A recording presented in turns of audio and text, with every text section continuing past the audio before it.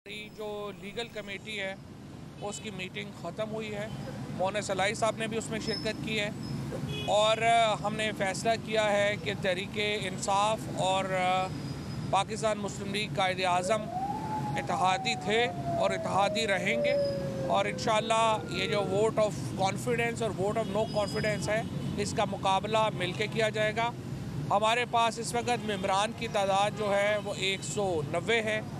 दो लोग जो थे उसमें उन्होंने पिछली दफ़ा जो डिप्टी स्पीकर है और एक रहीम यार ख़ान से जो MPA थे उन्होंने एब्सटेन किया था।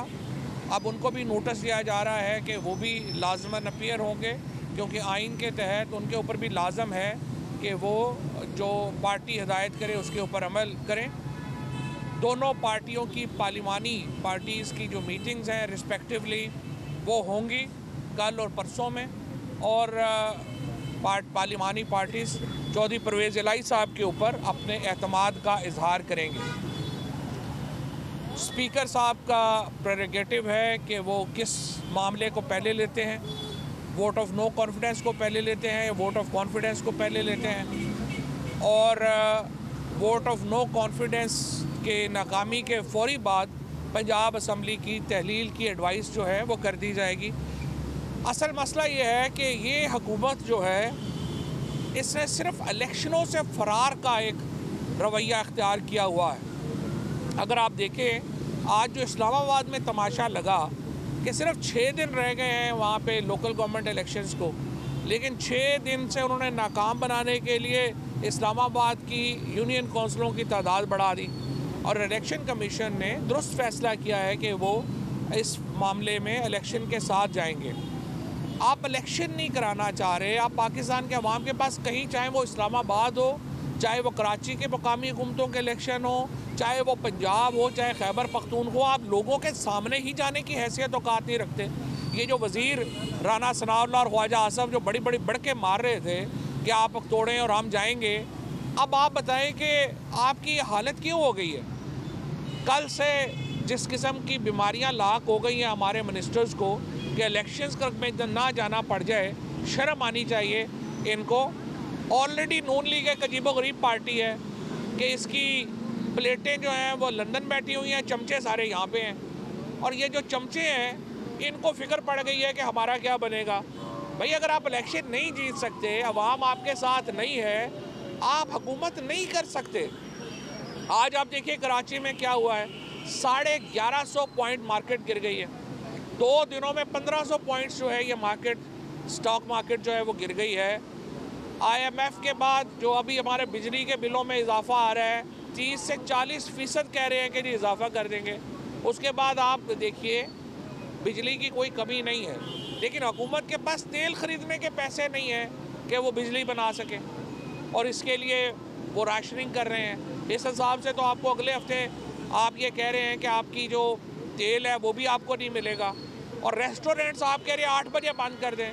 मुझे बताएं, जो रेस्टोरेंट 8 बजे बंद होंगे तो रेस्टोरेंट वाले सारे बेचारे करेंगे क्या? सारे वेटर्स जो हैं, सारे जो रेस्टोरेंट का बिज़नेस है वो दिहाड़ी का बिज़नेस है। आप दुकानें सारी जो हैं 8 बजे बंद कर रहे हैं। आपके पास कैपेबिलिटी नहीं है कि आप इस मुल्क को चला सकें, तो आप इस मुल्क की जान छोड़ दें।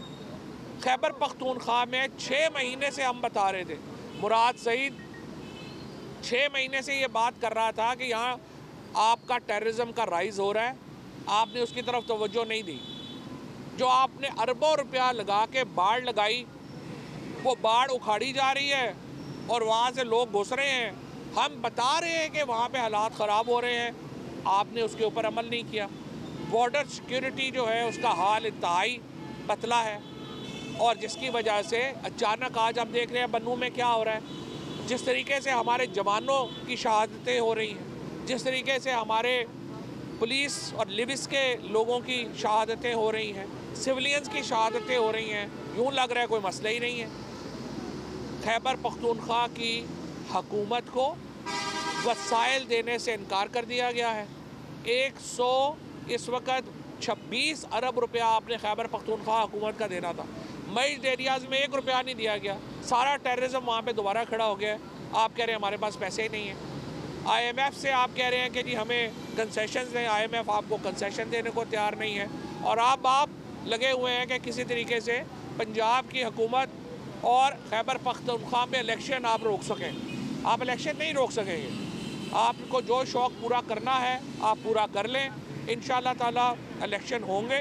ये वोट ऑफ कॉन्फिडेंस परवेज़ इलाही हासिल करेंगे, वोट ऑफ नो कॉन्फिडेंस नाकाम होगी और उसके फ़ौरन बाद हम इंशाअल्लाह ताला देंगे। और जो हमारा मामला है ये एडवाइस भेजने का, उसकी तरफ हम जाएंगे और आपको एडवाइस मिलेगी और पंजाब में खैबर पख्तूनख्वा में नए इंतखाबात होंगे।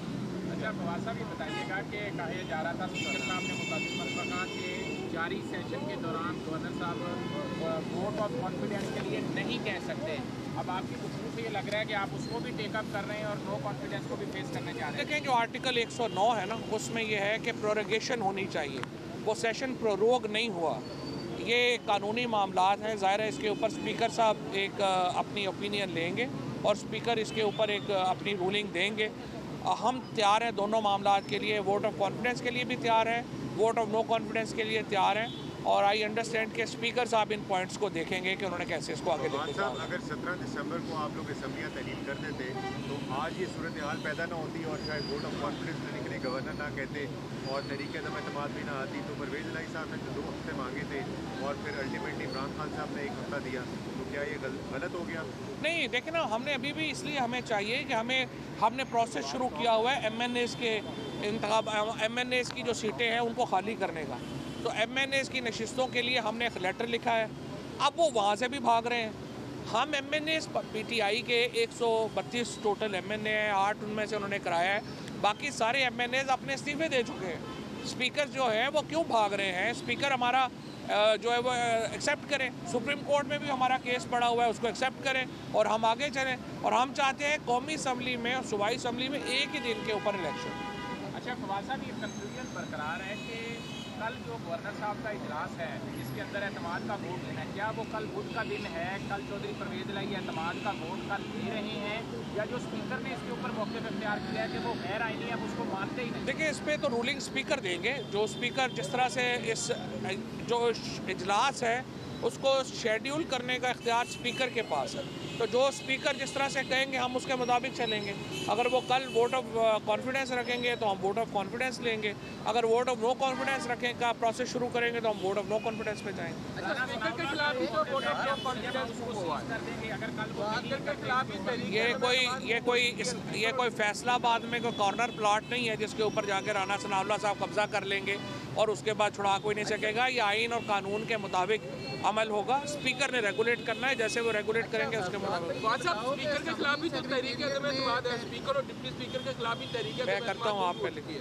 अच्छा, ये बताएं कि पंजाब असम्बली में तहरीक अदम एतमाद जमा होती है लेकिन स्पीकर साहब इनको इल्म ही नहीं होता, जबकि सेक्रेटरी जो है वो तहरीक अदम एतमाद जमा कर लेते हैं वहाँ। सही है, तो जो एक्चुअली ऐसा नहीं था।